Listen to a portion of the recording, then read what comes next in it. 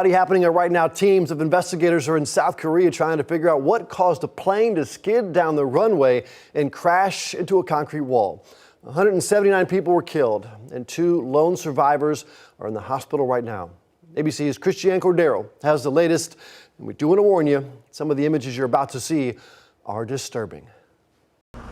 There are more questions than answers today about what went wrong when this Jeju airplane tried landing on a South Korean airport runway. It approaches without its landing gear down as the belly takes the impact and the plane skids down the runway, an engine on fire and with 181 people on board, crashing into a concrete barrier. We don't know why they landed with the gear up. If you look at the airplane as it goes by the camera there, you can see the slats and flaps are up, so it landed very fast. Families gathered as they learned the names of those killed, 179 people, including Jun Ji-young's daughter.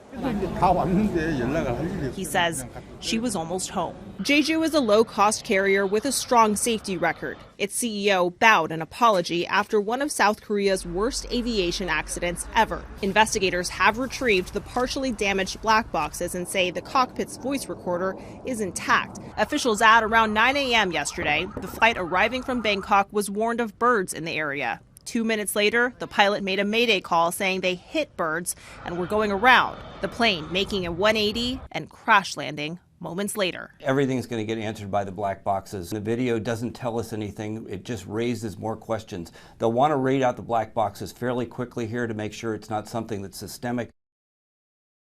And we know from the time of the mayday call to the crash landing, pilots had turned the plane around in a span of 5 minutes. That process typically takes 10 to 15 minutes. Christiane Cordero, ABC News, Washington.